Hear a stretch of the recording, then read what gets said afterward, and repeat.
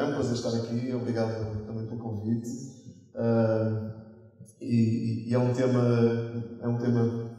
não é confortável abordar, é um tema quente, e é um tema onde há muito ruído, muitas emoções à mistura das discussões sobre este tema.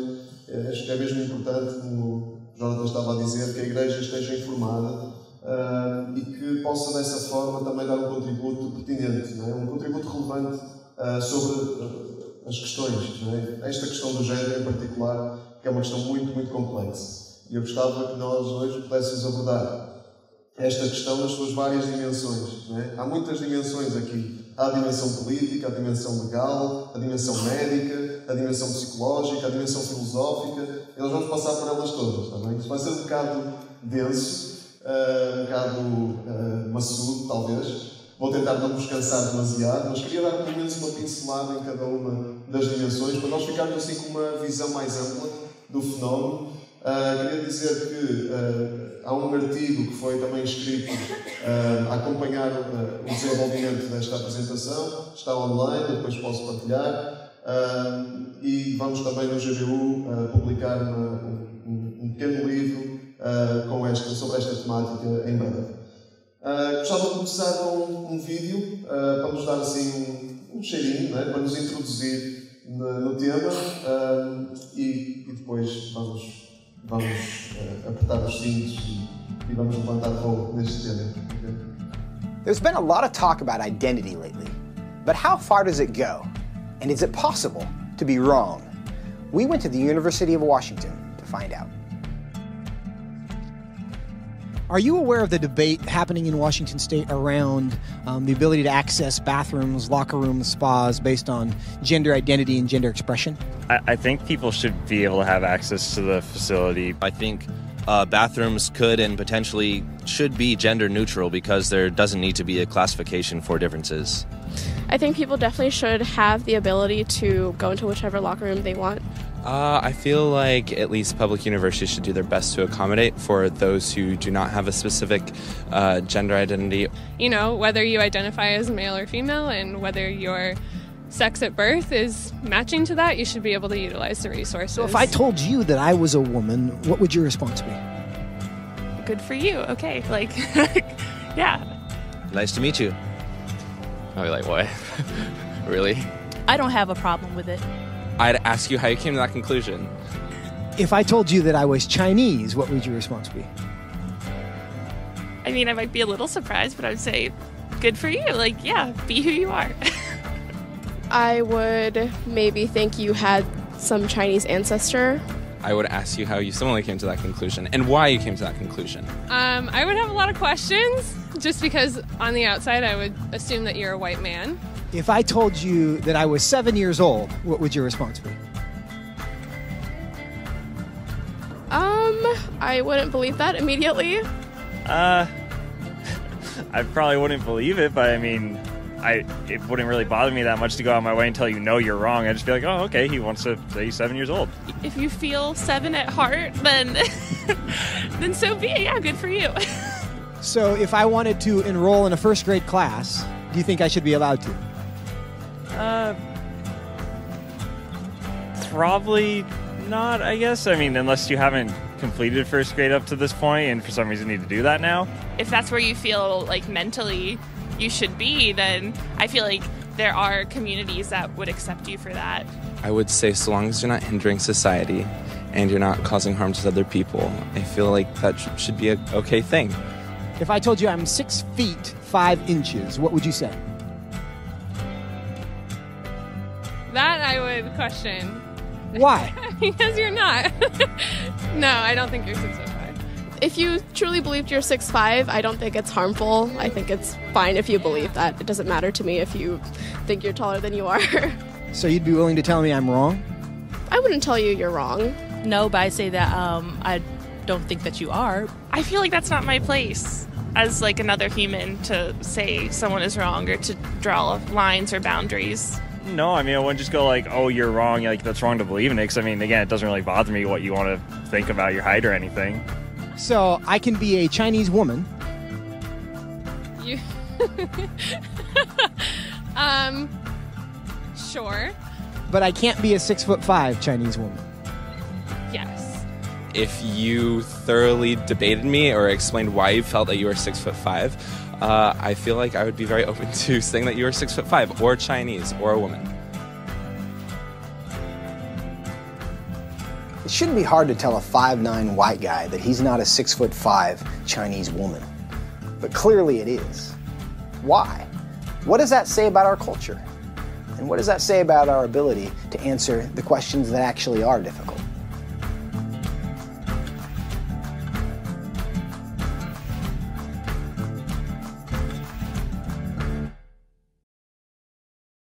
Uma boa introdução, acho eu. Nós percebermos como a nossa cosmovisão, a nossa visão do mundo molda a nossa percepção, não é? A forma como nós vemos as coisas. Não é possível olhar para um homem e dizer que é uma mulher porque nós acreditamos que um homem pode ser uma mulher, se quiser. Antes de falar de qualquer tema, é muito importante perceber do que é que estamos a falar. Não é? Então eu gostava de começar por aí, dar informação. Vamos lá, vou dar muita informação para percebermos do que é que estamos a falar e também percebermos quais são as evidências científicas e a filosofia por trás. E depois alguma orientação também para nós como cristãos, uma sugestão. Não é? Não tenho um monopólio da forma como os cristãos devem lidar com estas questões, mas propor aqui alguma orientação para como nós devemos lidar biblicamente com estas questões do género e da ideologia de género. Então estamos a falar de quê? Vamos ver algumas palavras que normalmente são usadas nesta discussão e ver o que é que elas significam, pelo menos algumas propostas de definição destas palavras. A palavra sexo, por exemplo. Segundo a APA é a Associação de Psicologia Americana. Quando falar de APA, é a Associação de Psicologia Americana, é a Ordem dos Psicólogos nos Estados Unidos, uma organização muito influente.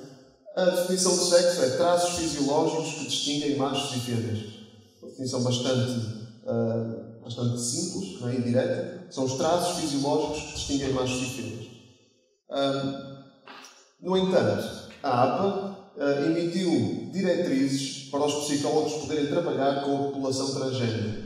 Okay? População com problemas de identidade ao nível do seu género. E nessas diretrizes, eles falam de sexo de outra maneira. Eles falam de sexo como sendo algo atribuído no nascimento, baseado na aparência da genitália externa. Então, é interessante que a primeira definição da APA fala do sexo como algo objetivo, são traços fisiológicos que distinguem machos e fêmeas. No entanto, aqui parece que já não é assim tão importante os traços fisiológicos. Não é? O sexo é algo que é atribuído no nascimento. Foi um atribuído, podia ser outro atribuído. E isto aqui, esta menor importância dada à biologia ou à fisiologia é reforçada na definição de género. Género, para a Organização Mundial de Saúde, a OMS, é sexo socialmente construído. Ou seja, o sexo é produto da cultura e é aí que o género entra. O género é algo construído na cultura. Significa que algo ser construído culturalmente significa que existe porque foi construído. Se não tivesse sido construído, não existia. É isso que significa ser construído pela cultura. É interessante que na década de 70 os movimentos feministas nos Estados Unidos e na Inglaterra começaram a usar este termo género. Antes disso não se usava o termo género. E nos anos 90 este termo substituiu de uma forma quase total a palavra sexo. Passou-se a usar o termo género feminino e masculino em vez de sexo masculino e feminino. E esta a autora da OMS, onde esta definição aparece, é um artigo. Ela diz o seguinte, é uma antropóloga, e ela diz que o conceito de género implica uma rejeição da distinção biológica subjacente à palavra sexo.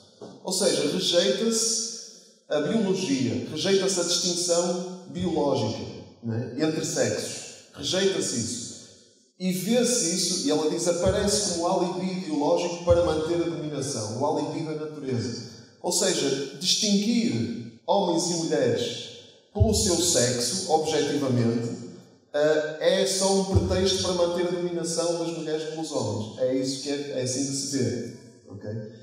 E por isso a palavra género, a palavra sexo é para desaparecer. Rejeitamos a distinção biológica, a diferenciação biológica entre homens e mulheres e ficamos com o género, que é o sexo socialmente construído, é uma construção social. Vamos à próxima palavra.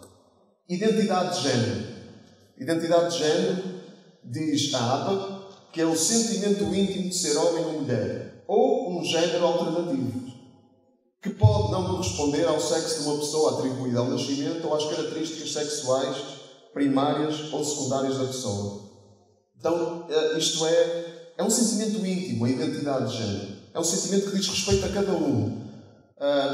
E há uma independência entre a identidade da pessoa e o sexo que lhe foi atribuído no nascimento. Há uma independência. Uma coisa é a identidade, que é construída na mente. Outra coisa é a fisiologia, né? Os órgãos genitais e etc. E as duas coisas não têm necessariamente que ter uma relação. Não têm. Né? Pode corresponder ou não. A identidade pode corresponder ou não ao sexo que foi atribuído no nascimento. Vemos esta separação entre aquilo que é construído e aquilo que é objetivo, fisiológico, biológico. Identidade sexual. Da mesma maneira que género substituiu sexo, identidade de género substituiu identidade sexual. Okay? E a identidade sexual é apenas a orientação sexual, a forma como a pessoa se percebe a si mesma em termos da sua orientação sexual. É isso a identidade sexual. Mais algumas palavras, isto parece um dicionário, mas é importante nós percebermos o que é que estas palavras significam antes de falarmos delas. Transgénero. Transgénero, segundo a APA, mais uma vez, é um termo genérico para pessoas cuja identidade, expressão ou comportamento de género não está de acordo com o tipicamente associado ao sexo ao qual foram designados no nascimento. Então, são todas as pessoas que não se identificam com o seu sexo de nascimento. Estas pessoas são classificadas como transgénero. E transexual. Transexual é um termo já histórico, porque é um termo que está a cair em desuso e percebemos muito bem porquê. Não é?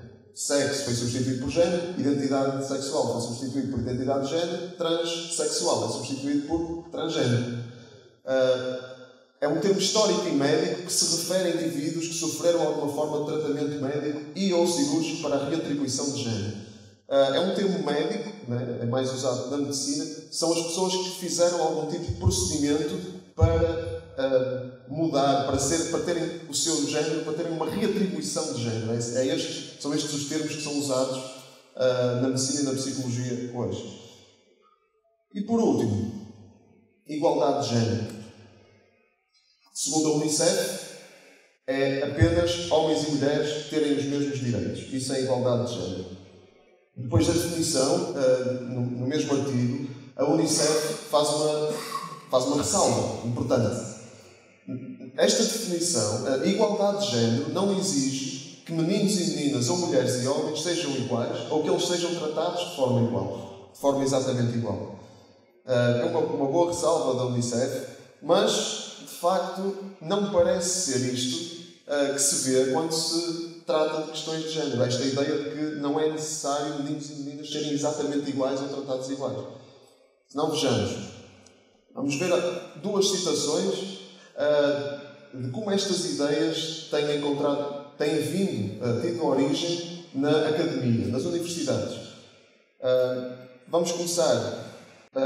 Vamos ver uma. Usar o termo sexo para descrever as diferenças biológicas e género para descrever as diferenças socialmente construídas ignora o facto de que distinções biológicas são construções sociais, pelo menos em parte. Que a biologia moderna, por exemplo, interpreta o pênis como um órgão distinto da vagina é uma construção social, mais uma consequência de metáforas culturais em mudança do que de novas provas científicas. Então, o que é que este senhor, Lacan, é um historiador dos Estados Unidos, isto é de 1992, e esta citação está numa enciclopédia de bioética. Portanto, é considerada credível por toda a gente, não é? Todos os estudiosos consideram isto credível. E o que é que ele diz? Diz que as distinções biológicas, as diferenças biológicas, são construções sociais. Okay? São construções humanas, não é algo objetivo. Que o pênis seja um órgão distinto da vagina é uma construção social. Só é distinto porque nós construímos a coisa assim. Okay? É uma consequência de metáforas culturais em mudança. A cultura muda e, portanto, o pênis e a vagina são considerados diferentes, mas isso não é objetivamente verdade. É isso que Lacan nos diz. Então, estas ideias começam nas universidades e depois são cozinhadas nas universidades e depois são servidas à cultura. São servidas às pessoas, ao cidadão comum. Através de quê? Da cultura pop, das séries, dos filmes, do YouTube, dos vídeos, das redes sociais. E só um exemplo disso, Indie Moore.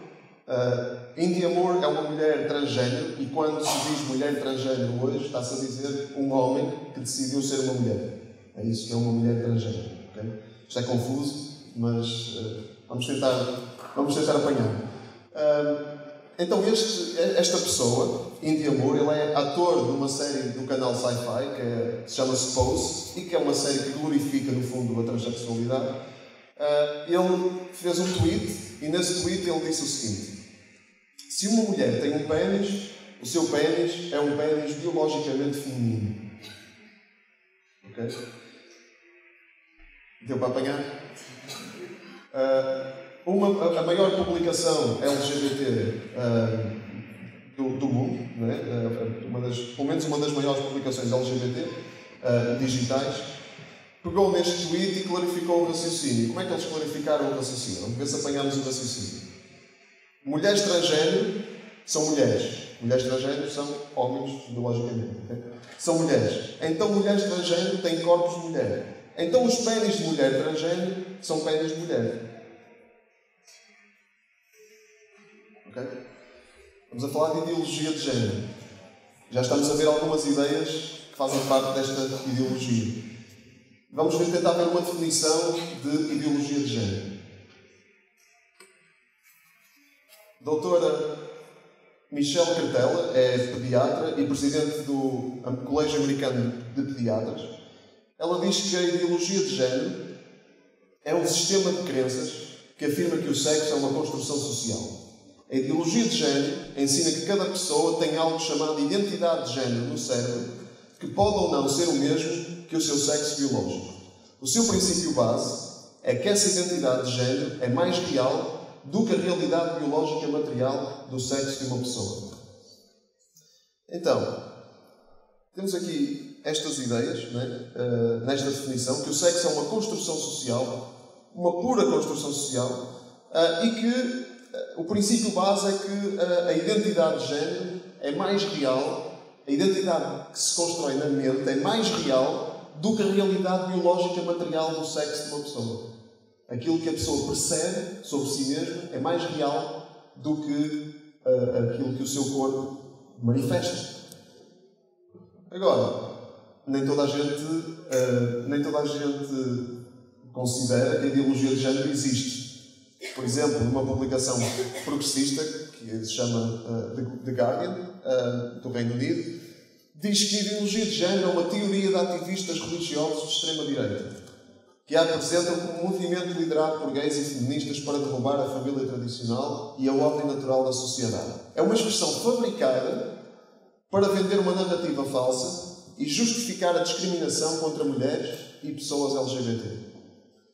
Então, será que a ideologia de género é uma teoria da conspiração? É isto que muita gente considera. É uma teoria fabricada por ativistas religiosos de extrema-direita que querem manter a discriminação relativamente a mulheres e pessoas LGBT. É esta a ideia. Daniel Oliveira, por exemplo, um dos criadores do Bloco de Esquerda, disse num programa da SIC que a ideologia de género é um gambuzinho. Ou seja, a ideologia de género não existe, é uma coisa inventada para meter medo às pessoas e para manter a discriminação. Acho que bastava vermos o vídeo do início para percebermos que há aqui mais alguma coisa, né, do que apenas um gambuzinho. E as ideias que nós vimos mostram isso, as ideias que já vimos até agora. Mas vamos mais a fundo na coisa. Será que a ideologia de género existe mesmo? Tivemos a ver situações nos Estados Unidos e tivemos a olhar para essas situações e definições, mas vamos ver o caso em Portugal. Em Portugal esta ideologia tem também encontrado eco na academia, nas universidades. Por exemplo, Nuno Pinto, investigador do ISCTE, presidente da ILGA também, ele faz as seguintes perguntas numa entrevista ao Jornal Público. Estas são as perguntas que ele faz. Estamos prontos para abraçar a ideia de que o género de cada um depende da identidade de género e não de características do corpo, como a genitália? Somos mesmo capazes de reconhecer uma transexual que mantém os genitais masculinos como uma mulher verdadeira e de reconhecer um transexual grávido como um homem? Será que já estamos nesse nível de progresso? Que já conseguimos olhar para deixa-me só para ver se eu não me confundo, olhar para um transexual grávido e dizer que é um homem? E um transexual grávido é biologicamente uma mulher. Mas será que já estamos no nível de progresso em que olhamos para essa pessoa e dizemos que é um homem? Ou um transexual que mantém os genitais masculinos? Estamos preparados para olhar para essa pessoa e dizer que é uma mulher? Será que já evoluímos a esse ponto? Em termos legais, em Portugal, estamos muito bem encaminhados para que seja de facto assim. Né? Falando um bocadinho sobre as leis, qual é a lei em Portugal relativamente à chamada autodeterminação de género? Ou seja, a liberdade para cada um decidir o seu género. Estamos bastante à frente. Em 2011, passou uma lei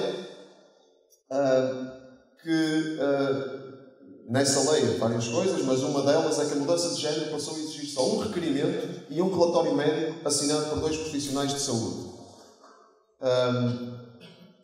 Nesta lei era preciso um diagnóstico, okay? Era uma das coisas que esta lei referia. É preciso um diagnóstico. A pessoa tem que ter um diagnóstico de perturbação de identidade de género, que era o rótulo diagnóstico que existia na psiquiatria. Esse rótulo desapareceu, foi substituído por outro, mas vamos falar disso mais à frente. Mas era preciso um diagnóstico. Em 2018, passa outra lei que diminui de 18 para 16 anos a idade a partir da qual é possível mudar de género nos documentos de identificação. Certidões de nascimento, etc. E não só. Deixa de ser preciso um diagnóstico. Qualquer pessoa pode candidatar-se. Qualquer pessoa pode requerer a mudança de género. Não é preciso diagnóstico, só é preciso um profissional de saúde agora, não 2. Basta um psicólogo inscrito na ordem ou um médico inscrito na ordem para a pessoa ter o que é necessário.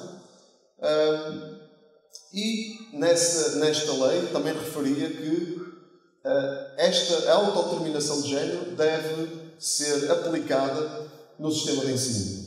E foi isso que o último desenvolvimento fez. O despacho tem sido bastante falado, há aí uma petição a circular no Facebook.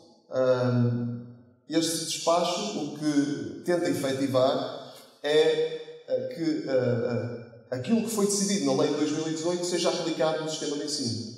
Aplicado, promovido. Não é? A expressão é que seja promovido. No despacho diz que o Estado deve garantir a adoção de medidas no sistema educativo em todos os níveis de ensino que promovam o exercício do direito à autodeterminação de género. Reparem na palavra, não é? Não basta dar liberdade, é preciso promover a autodeterminação de género. E por isso este despacho refere medidas como, por exemplo, um aluno que tenha requerido a mudança de género ter liberdade para utilizar a casa de banho do género com que se identifica, o balneário do género com que se identifica. Este despacho está em vigor. Tem sido contestado. E também que haja formação para pessoal docente e não docente para ensinar a lidar com estas questões, okay? E a promover estas questões. Portanto, é esta a lei, em Portugal, neste ponto. O mês de agosto é sempre um mês bom para estas leis passarem, não é? É o segundo ano seguido que leis destas passam no mês de agosto. São coincidências, não é? Mas ainda não é suficiente, segundo os ativistas de género e da ideologia de género, ainda não é suficiente, ainda estamos muito atrás. A lei em Portugal ainda não permite, por exemplo, que haja um género neutro. Ainda não prevê um género neutro na lei. E o Conselho Nacional de Ética e Ciências da Vida, recomendou que houvesse na lei, que a lei prevesse um género neutro. Isso já existe na Nova Zelândia, na Austrália, na Índia, já existe, e em Portugal será provavelmente o próximo passo. Um género neutro. Então, esta diversificação de géneros é uma das novidades que a ideologia de género nos traz. Género neutro, género feminino, género masculino e muitos outros géneros. Há catálogos na internet, em vários sites, com as várias designações de género. O último que eu vi tinha 92 géneros. E, só para vos dar alguns exemplos, agénero, género queer, género fluido, demigénero, transneutro, com a letra E, enfim, neurogénero, intergénero, aporagénero, quingénero. Enfim, o limite é a imaginação. E isto tem de facto vindo a ser implementado no sistema de ensino. Esta ideologia tem vindo a ser implementada no sistema de ensino. Há algum tempo atrás, o Estado publicou aquilo que chama Guião de Educação, Género e Cidadania. São guiões que dão orientações ao pessoal docente para lidar com as questões de género. E este guião que está aqui é do pré-escolar. Eu escolhi do pré-escolar, mas há para todos os níveis de ensino. E no guião de Educação, Género e Cidadania para o pré-escolar, lemos, por exemplo, isto. O silêncio em torno das novas identidades sexuais e de género constitui-se numa forma de representá-las na medida em que as marginaliza e as deslegitima. O silêncio e o segredo significam uma tomada de posição ao lado de quem já detém a autoridade e a legitimidade. A omissão sempre favorece a dominante. O que é que isto significa? Significa que há novas identidades sexuais e de género, novas, e se nós não as promovemos, se nós ficarmos calados ou em silêncio sobre elas, não basta permitir que elas existam. Há que promovê-las, porque se nós ficarmos em silêncio, estamos a marginalizar as pessoas que se identificam com essas novas identidades. Então, há aqui uma pressão para esta nova forma de ver o género e o sexo seja ativamente promovida. E se não, estamos a favorecer a opressão. Estas ideias estão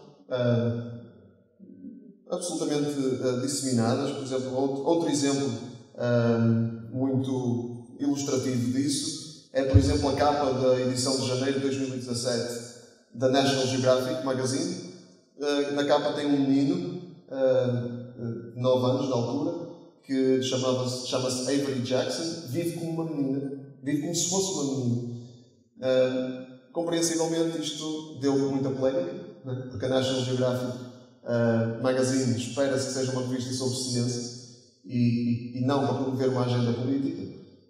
Então houve muita polémica e a editora-chefe da National Geographic Magazine emitiu um comunicado a dizer o que está aqui escrito. Hoje não apenas falamos sobre papéis de género para meninos e meninas, estamos a falar da evolução do nosso entendimento das pessoas no espectro do género.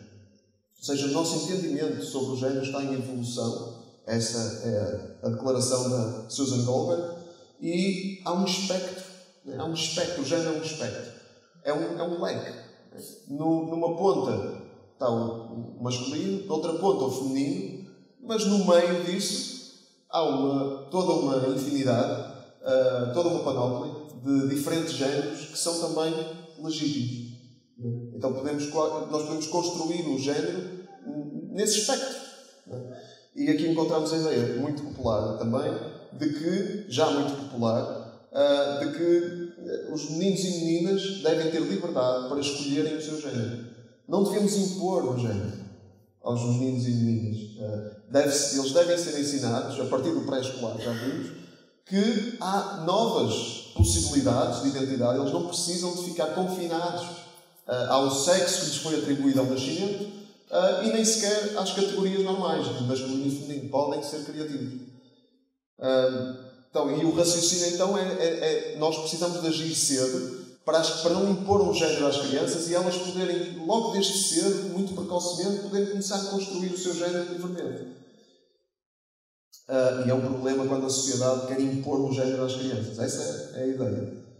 E esta ideia tem-se traduzido em dados interessantes e alarmantes. Em 2018, no Reino Unido, o número de raparigas que recebeu tratamento de género subiu de 40 em 2009-2010 para 1806. Raparigas. É um fenómeno que está a ser investigado no Reino Unido. Porquê? Porque é que, de repente, meninas, e estamos a falar de maioritariamente adolescentes, nunca tinham manifestado nenhum desconforto com o seu corpo, com o seu género, de repente começam a sair do armário e a assumirem-se transgéneros em bloco, praticamente. É um aumento de 4.500% numa década no Reino Unido. E a forma como a medicina está a lidar com isto também tem mudado. Vamos falar um bocadinho sobre os diagnósticos, as categorias diagnósticas. No Manual de Diagnóstico e Estatística das Perturbações Mentais, que é o manual que é usado pelos psiquiatras e pelos psicólogos também para fazerem os seus diagnósticos, havia, até 2013, um diagnóstico que era perturbação de identidade de género. E esse rótulo, diagnóstico, foi substituído por disforia de género. O que é que isto significa? Perturbação da identidade. Estamos a falar de uma patologia, da identidade. É a identidade que está doente, digamos assim, na perturbação da identidade de género. Mas foi substituído por disforia de género, que significa o quê? Disforia significa é só um desconforto. É um desconforto que é patológico, não é? Um desconforto acentuado, mas é um desconforto com a sua identidade. Não significa que haja algum problema com a identidade. Não há uma perturbação da identidade. Há um desconforto com a identidade. E o que é preciso fazer é curar esse desconforto ou resolver esse desconforto. Dá para entender a evolução aqui.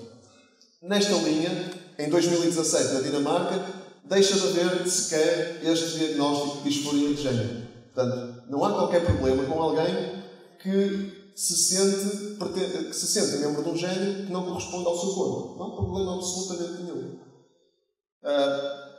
Isto não parece fazer muito sentido, porque esta população transgénero tem índices de perturbações mentais muito, muito elevados.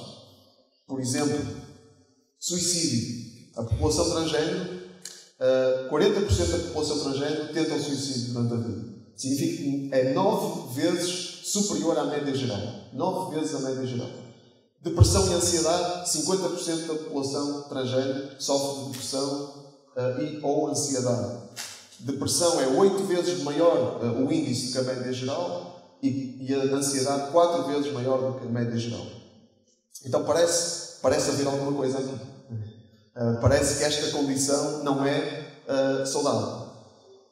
Claro que podemos perguntar se este quadro se altera quando as pessoas fazem procedimentos médicos de alteração da sua fisiologia. Será que quando as pessoas fazem cirurgias ou tratamentos hormonais para mudar o seu género, será que a coisa melhora? Um estudo feito na Suécia em 2011 acompanhou durante 30 anos 324 pessoas transgênero em processo de transição. Pessoas que estavam já a fazer tratamentos hormonais, cirurgias, e a taxa de suicídio é ainda mais elevada do que a população transgênero geral. Se nos concentrarmos nesta população específica. Estamos a falar de 20 vezes superior à população geral, a taxa de suicídio. Okay? Então, qual é a explicação para estes índices? Qual é a explicação que é dada pelas associações profissionais médicos e psicólogos, psiquiatras? Qual é que acham que é? Só há uma explicação para isto. Discriminação, estigmatização social. É a sociedade que provoca estas taxas. Não há problema nenhum com a condição das pessoas. As pessoas estão bem. A sociedade é que, por discriminar e por estigmatizar, produz estes índices. O que é que temos que fazer? Temos que mudar a sociedade e a forma como a sociedade vê as pessoas transgênero, e toda a sociedade tem que se conformar com esta visão para que estas pessoas possam ser saudáveis e não ter estes índices. Então, pintamos o quadro relativamente à situação atual das questões de género. Acho que podemos dizer que a ideologia de género existe. Há uma ideologia que vê o sexo como construção social e que vê a identidade de género na mente como mais real do que a realidade biológica material do sexo e da fisiologia da pessoa. Isto existe. E vimos estas ideias a traduzirem-se nas leis, no sistema educativo, na medicina, na psicologia. Estas ideias estão profundamente disseminadas e generalizadas. Então, se é assim, deve haver evidências científicas indiscutíveis. Certo? Para haver todas estas modificações sociais, deve haver evidências científicas indiscutíveis. Vamos ver se há evidências científicas sobre isto. Estamos à procura de quê, em termos de evidências científicas? Bom, a ideologia de género vê o sexo como algo que é inteiramente construído socialmente, okay? E que não tem ligação nenhuma com a fisiologia. Então nós vamos estar à procura de quê? Vamos estar à procura dessa ligação. Se não há ligação nenhuma entre a identidade de género e as características fisiológicas, então a ideologia de género, estas ideias todas, são verdade, são autênticas. Agora, se há alguma ligação entre o corpo e a mente, entre a fisiologia, os órgãos genitais, as genitálias, os caracteres sexuais, primários e secundários, e a identidade, então não é verdade que isto é só construído socialmente. Há algo de biológico aqui, há algo de inato, e vamos explorar isso. Esta é a pergunta-chave. Há ou não traços biológicos que determinem características cerebrais e psicológicas diferentes para homens e mulheres? Vamos ver. E vamos examinar um caso que é muito citado nesta discussão, que é o caso dos países nórdicos. Os países nórdicos são exemplos muito bons. Porquê? Porque os países nórdicos estão no topo do ranking da igualdade de género. Não há nenhum sítio do mundo onde homens e mulheres sejam mais iguais perante tendo em mente as oportunidades que têm, as proteções que têm, enfim, os recursos disponíveis do que os países nórdicos. Vamos ver o caso da Noruega. Na Noruega, interessantemente, 90% dos enfermeiros continuam a ser mulheres, 90% dos engenheiros continuam a ser homens. É um dado interessante porque é um país que está no topo do ranking da igualdade de género. Então não devia haver esta disparidade. Isto é chamado o paradoxo norueguês da igualdade de género. Porque, apesar de todos os esforços que o governo tem feito para equilibrar a coisa, e homens e mulheres estarem equilibrados, distribuídos igualmente nas profissões, as pessoas continuam a fazer opções que as levam para aquilo que é tradicional no sexo masculino e feminino. São profissões do género de enfermeiros. Quem diz enfermeiros é só um exemplo, mas área social, e nos homens aquilo que lida mais com sistemas, com mecânica, com coisas. E há um documentário no YouTube que é muito conhecido, foi realizado por um humorista norueguês que também é sociólogo, que se chama Harald Eia, e ele explora estas questões e explora este paradoxo. Porquê é que existe este paradoxo? Então ele fala com vários especialistas, fala com políticos, para tentar perceber porque é que as coisas continuam assim, apesar dos esforços todos que o governo tem feito. No documentário, por exemplo, ele fala com uma pessoa chamada Kristen Millen, que era responsável pela Comissão para a Igualdade de Oportunidades na Noruega, e esta pessoa diz que não há discriminação no mercado de trabalho. Pelo contrário, há esforços do governo para as pessoas escolherem profissões que não estão tipicamente associadas com um determinado género, com o seu género, para escolherem outras. Não é? Há esforços nesse sentido, mas não há discriminação no mercado de trabalho. A ex-ministra da Cultura norueguesa diz que, Anniken Huitfeldt, diz que não há discriminação também no sistema de ensino. Aliás, as meninas têm melhores notas em todas as disciplinas na Noruega. Menos uma. Qual? Educação física. Exatamente. Portanto, isto é também um dado interessante. Não há discriminação no sistema de ensino. Pelo contrário. Os investigadores da área de estudos de género, não é? Há uma área muito desenvolvida na academia, nas universidades, que é a área dos estudos de género, onde se investigam estas questões. Catherine Egland e Jorgen Lorentzen aparecem no documentário. O que é que eles dizem? Só há um problema aqui, só há uma explicação para isto, é que a sociedade tem expectativas relativamente ao que um menino deve, àquilo pelo qual um menino se deve interessar, àquilo pelo qual uma menina se deve interessar, e são essas expectativas, essa pressão da sociedade que leva as mulheres para a enfermagem e os homens para engenheiros. É essa a explicação. Mas será que é mesmo assim? Vamos ver algumas conclusões. Ele depois, o investigador, o realizador do documentário, vai falar com alguns investigadores para perceber porquê. Se de facto é esta a razão. E fala com um psicólogo chamado Richard Lipper, americano, que fez um estudo em 2010 com 200 mil pessoas em 53 países. É um estudo incrível. Aqueles que são universitários, se tiverem uma amostra destas para a vossa investigação, estão espetaculares, estão muito bem lançados na carreira académica. 200 mil pessoas em 53 países. E o que é que esse estudo conclui? Uma tendência geral. Há exceções, mas esta é a tendência geral. As mulheres escolhem profissões que envolvem pessoas, os homens escolhem profissões que envolvem coisas. Mulheres, profissões que lidam com pessoas diretamente, profissões que exigem contacto pessoal, os homens, profissões que não exigem contacto pessoal, que exigem mais concentração em sistemas, mecânica, engenharia, informática, esse tipo de áreas. Então, e o que este investigador conclui é que, se essas diferenças são iguais em 53 países, estamos a falar de países de todos os continentes, né? Arábia Saudita, Índia, Inglaterra, Noruega, Chile, Uruguai, Austrália, enfim, todos países de todas as culturas. Se há diferenças gerais em todas essas culturas, é porque, naturalmente, pode existir um fator biológico, alguma coisa que é inato. Mas para termos a certeza disso, temos que ver quando é que começam as diferenças. Quando é que começam as diferenças? Para percebermos se não é uma questão de expectativas sociais, se não é pressão da sociedade para as pessoas escolherem uma determinada área.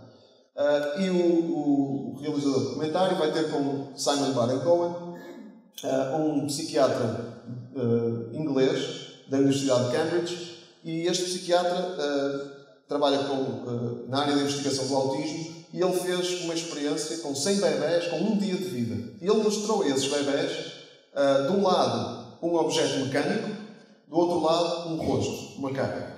E depois mediu a quantidade de tempo que cada bebé, com um dia de vida, olhava para cada objeto. E o que é que ele concluiu? Nessa medição, percebeu-se que os meninos passavam mais tempo a olhar para o objeto mecânico e as meninas passavam mais tempo a olhar para a cara, para o rosto. Estamos a falar de bebés com um dia de vida. Portanto, não há aqui qualquer pressão social, não há aqui qualquer preconceito, não há aqui qualquer expectativa. Um dia de vida. E se assim é, se há essas diferenças, é porque estas diferenças começam na vida intrauterina. Começam antes do nascimento. E este investigador fala em particular das hormonas. Por exemplo, a testosterona. As hormonas é algo que molda o desenvolvimento do cérebro. As hormonas são chave, são fundamentais no funcionamento e no desenvolvimento do cérebro. E a testosterona, por exemplo, os homens produzem 2 vezes mais testosterona do que as mulheres, e ele fez investigações nesta área. Quanto mais testosterona, quanto maiores os níveis de testosterona, menor, por exemplo, mais lento o desenvolvimento da linguagem. Por isso é que as mulheres têm um desenvolvimento da linguagem mais adiantado, porque têm menos testosterona. E quanto mais testosterona, isto são dados científicos. Por exemplo, o contacto visual, quanto mais testosterona, menor o contacto, menor a capacidade de contacto visual. Okay? Olhar nos olhos. Empatia. Né? Quanto mais testosterona, menor a empatia.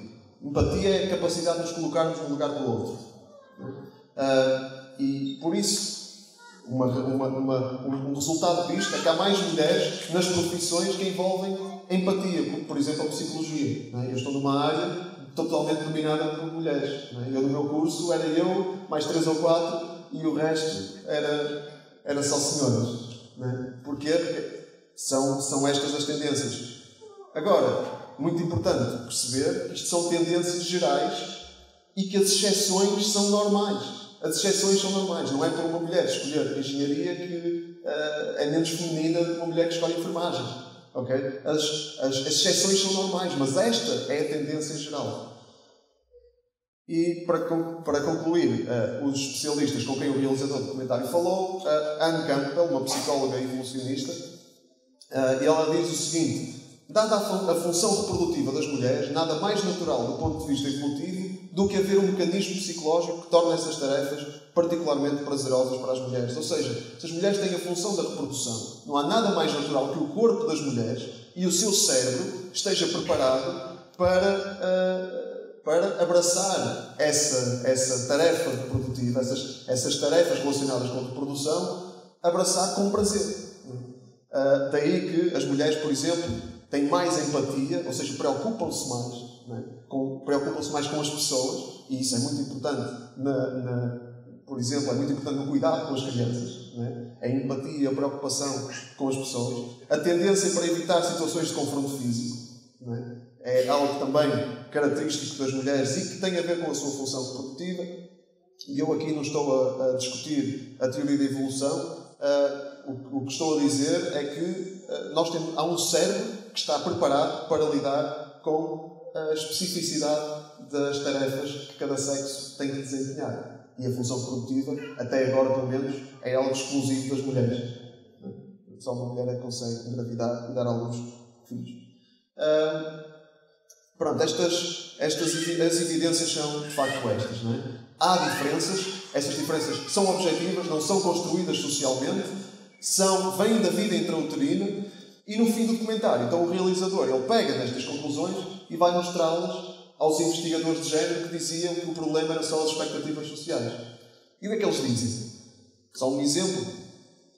Esta investigadora de género, Catherine Egman, diz que eu penso que as ciências sociais devem contestar o pensamento que vê as diferenças entre os seres humanos como biológicas.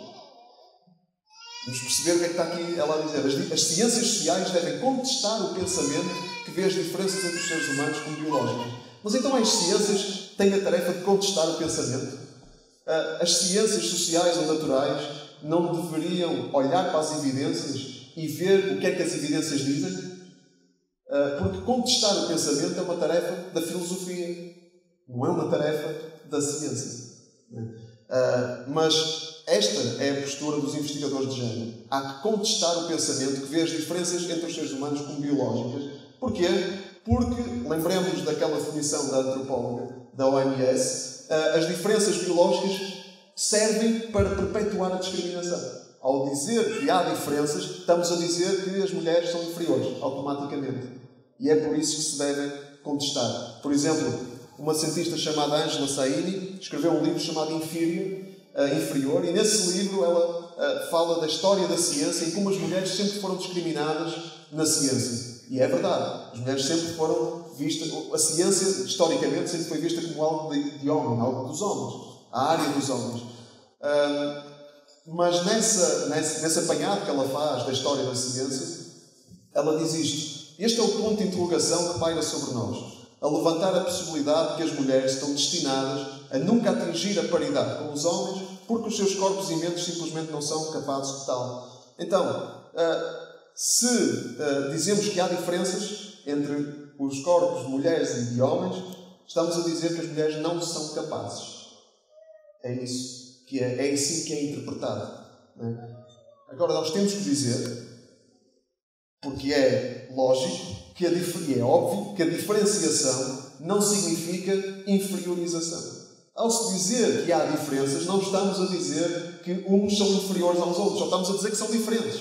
E é verdade que as diferenças sempre podem ser usadas e foram usadas para justificar a discriminação. Isso é verdade, relativamente às mulheres, mas isso é por causa da má fé de quem promoveu essa discriminação. Não são as diferenças em si. E mais, esta agenda que promove a ideologia de género tem também como valor O quê? A diversidade. A diversidade é um valor. Então, se a diversidade é um valor, qual é o problema com as diferenças?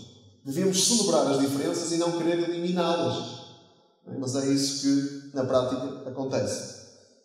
Então, respondendo à pergunta que fizemos, há ou não traços biológicos que determinem características cerebrais e psicológicas diferentes para homens e mulheres?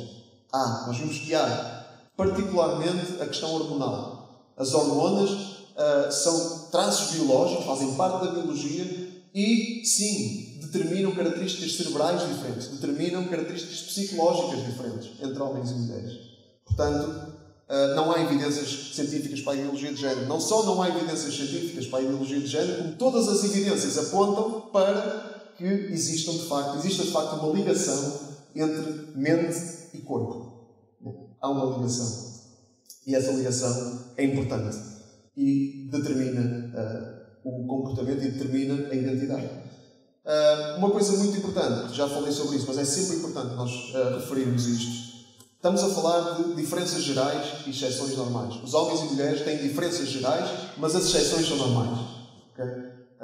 Portanto, não há nenhum problema em uma mulher se sentir mais vocacionada para coisas que são mais tipicamente masculinas. Eu, por exemplo, em minha casa, temos uma situação engraçada porque eu tenho formação em psicologia e a minha mulher em engenharia. Portanto, estamos completamente trocados. Eu às vezes digo a brincar que eu sou a mulher da relação. Porquê? Porque eu gosto mais de conversar sobre as coisas e tal, vamos falar e tal. É o meu lado de psicólogo e ela é muito prática. Não, vamos resolver as coisas, vamos para a frente e tal.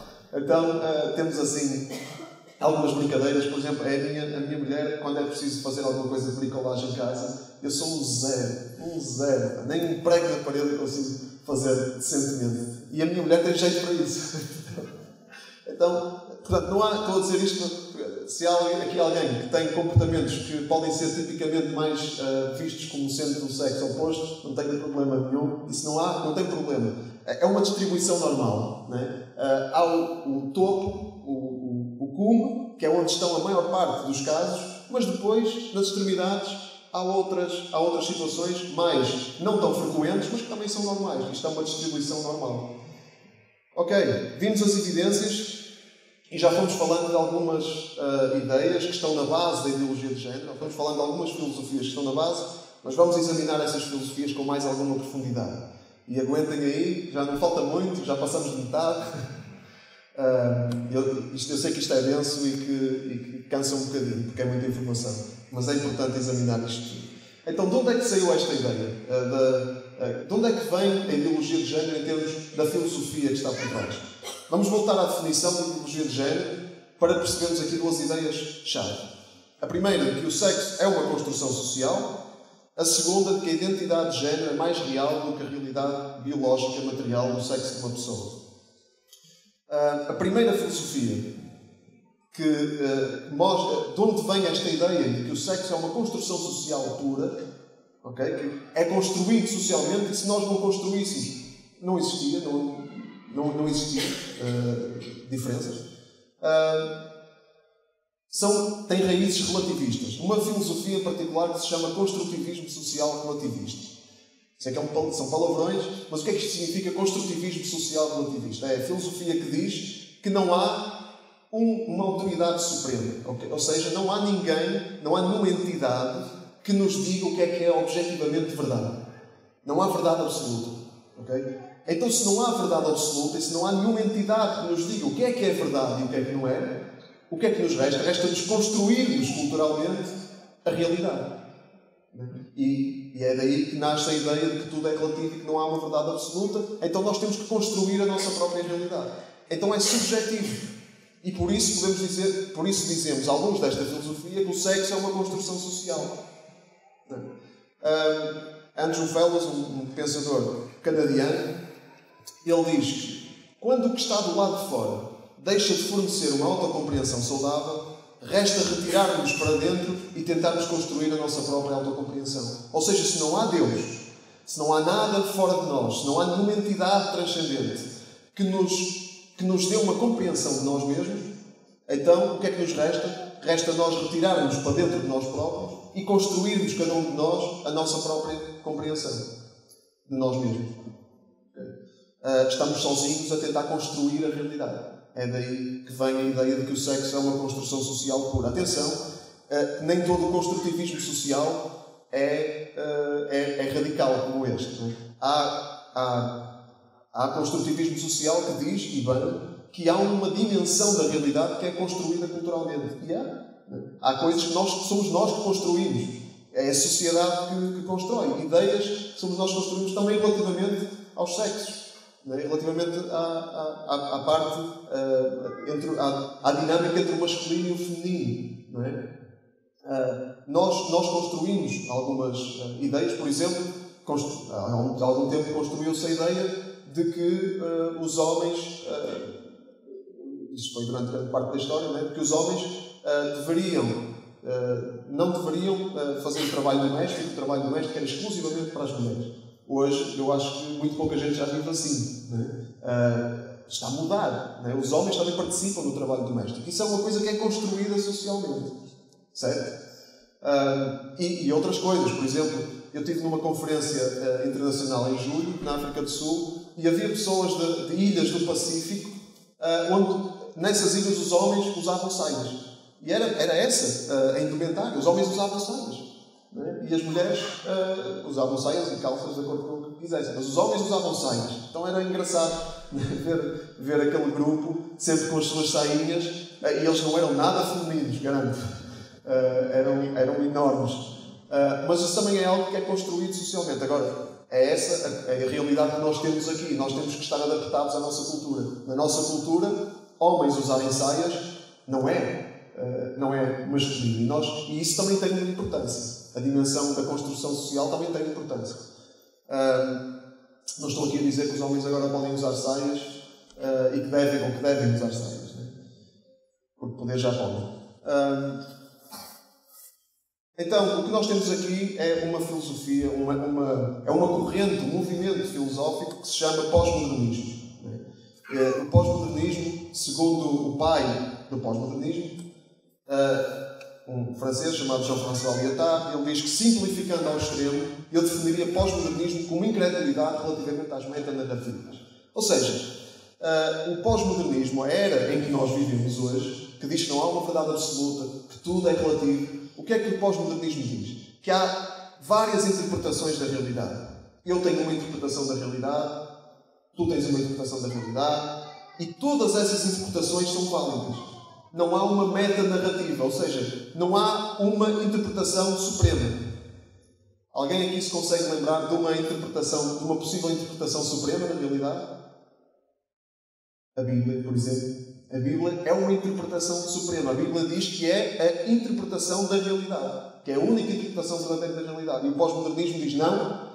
A Bíblia é uma interpretação, o Alcorão é outra interpretação e todas as interpretações são válidas e cada um pode fazer a sua interpretação da realidade. Então é daqui que vem a ideia de que o sexo é uma construção social e que não há problema se a minha interpretação da realidade é completamente contraditória à vossa interpretação da realidade. As duas podem conviver pacificamente. E por isso é que na ideologia de género há contradições completamente irracionais. É porque todas as interpretações da realidade são válidas. Por exemplo, algumas interpretações, algumas contradições. Por exemplo, como é que se não há diferenças entre homens e mulheres, são diferenças construídas socialmente, então como é que alguém pode falar de identidade de género feminina ou masculina? Se não há masculino ou feminino, como é que alguém pode falar de identidade de género feminina ou masculina? Como é que alguém se identifica como mulher ou como homem? Tem que recorrer aos estereótipos de género. Uma mulher é um homem, segundo a ideologia de género, uma mulher é um homem se gosta de vestir coisas de homem, se sente melhor a fazer as coisas que são tipicamente de homem. E então queremos destruir os estereótipos, dizer que não há diferenças, mas depois temos que recorrer aos estereótipos para justificar as mudanças. Então é profundamente contraditório. As feministas, os movimentos feministas começam a torcer o nariz a esta ideia. Porquê?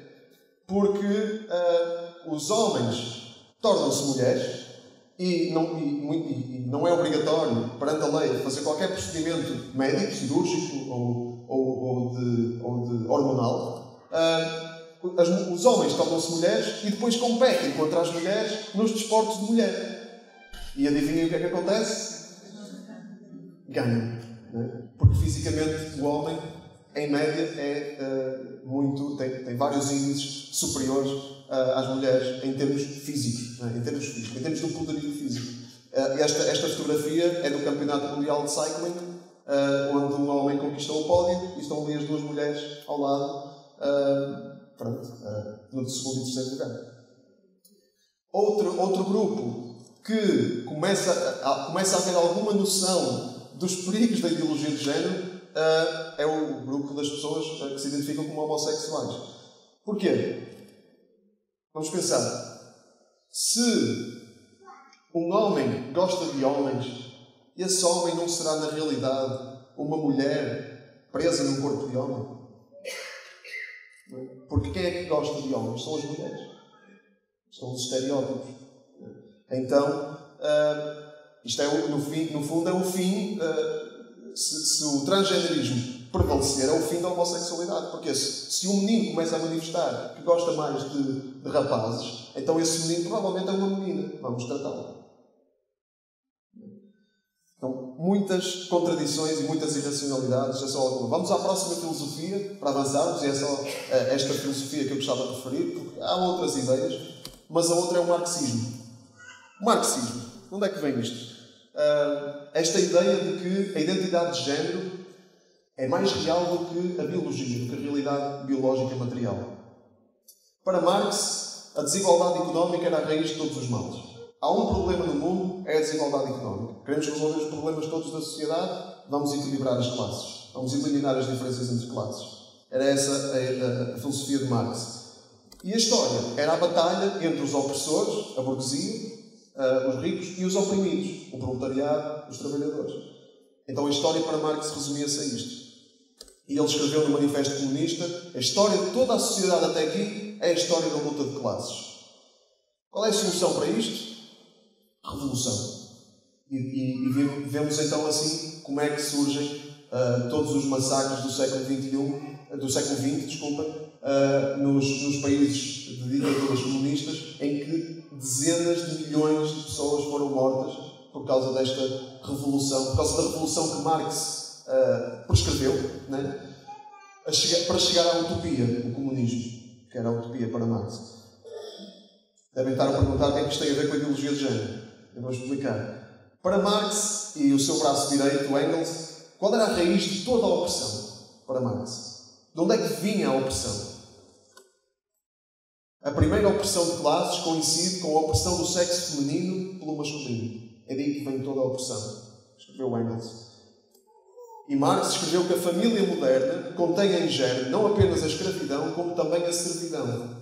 Encerra em miniatura todos os antagonismos que se desenvolvem mais adiante na sociedade e no Estado.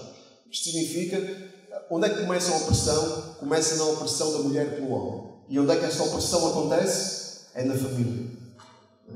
Então, o problema está na família. Então, o problema está na opressão da mulher pelo homem, que se processa na família. E como é que estas ideias depois têm expressão na ideologia de género? Porquê? Desta forma. A biologia, que mostra que as diferenças entre homens e mulheres são reais, é a força opressora. A biologia oprime. Mas nós não podemos fazer uma revolução militar contra a biologia. Não podemos. Então como é que fazemos? Fazemos uma revolução cultural. E daí nasce a expressão marxismo cultural. Nós temos que fazer uma revolução ao nível cultural e que está de vento em popa. E estas ideias estão a explodir em todas as esferas da sociedade, como nós já vimos.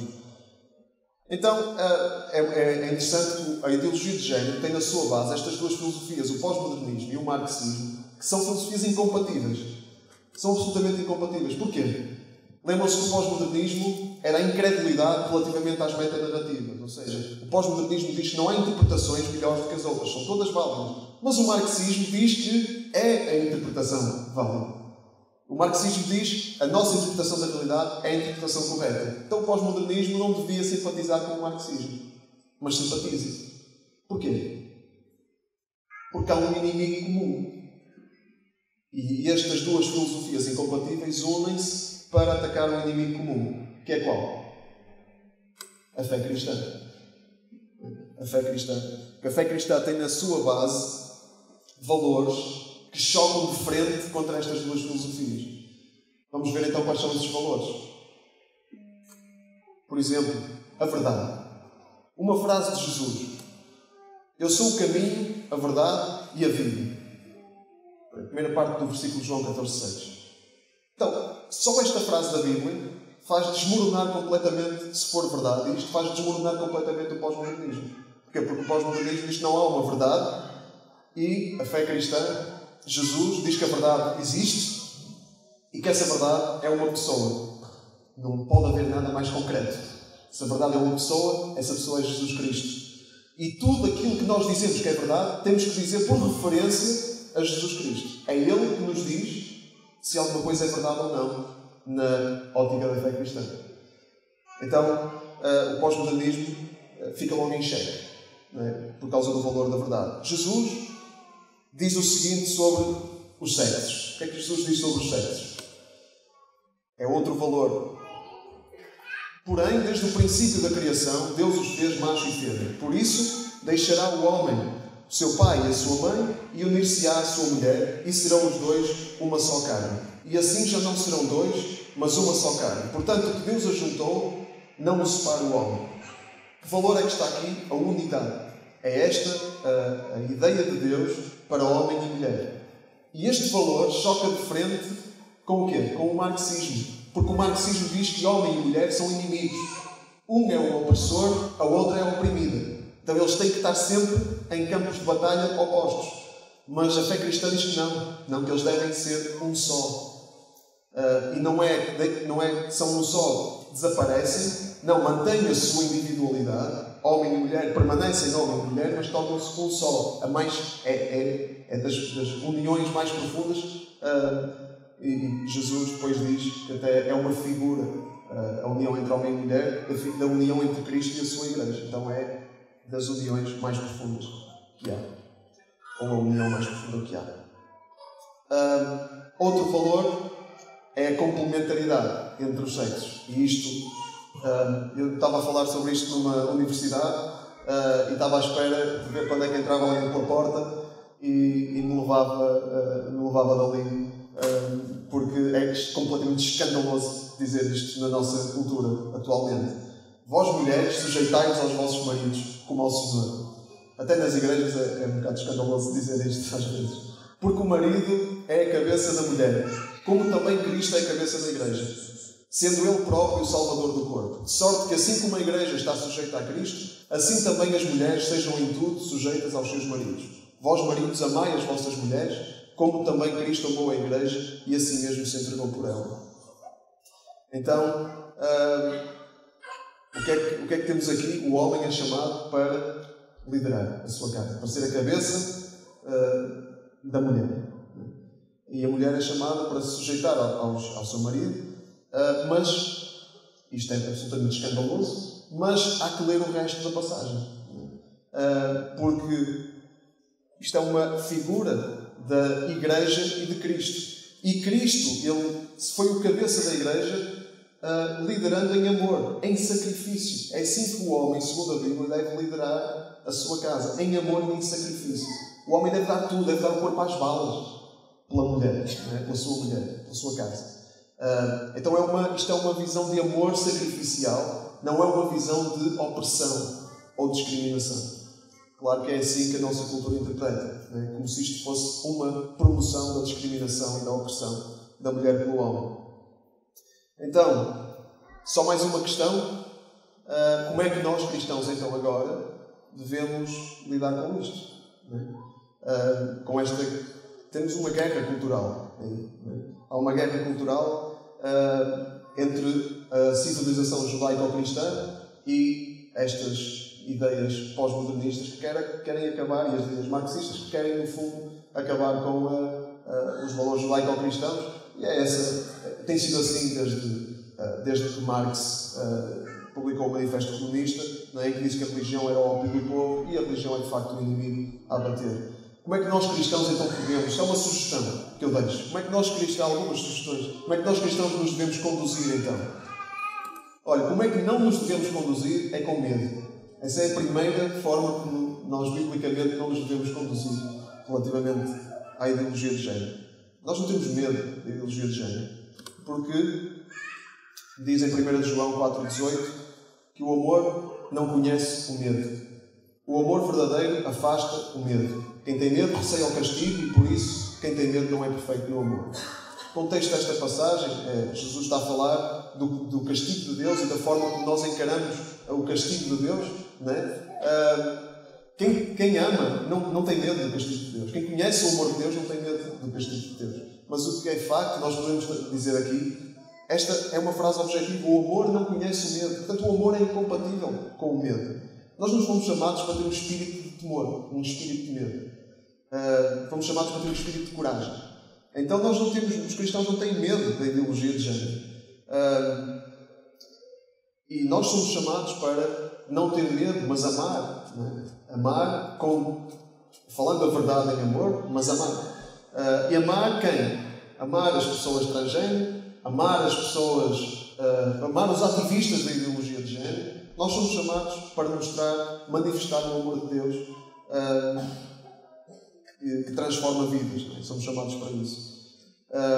Agora, este tema suscita muitas emoções e nós, como humanos, temos medo do que é que isto vai produzir na vida da nossa sociedade, na vida das nossas crianças, né? E há razões para nós estarmos despertos, para termos discernimento, para aguçarmos a nossa sensibilidade. Há razões para isso, mas não para nós nos encolhermos com medo e não para o medo de se traduzir em agressividade e atacarmos as pessoas que discordam de nós. Não é esse o modelo bíblico, não é esse o modelo de Jesus. Agora, como esta é uma área também muito política, há ramificações políticas e aí reside também uma armadilha para os cristãos. Eu coloquei aqui alguns exemplos.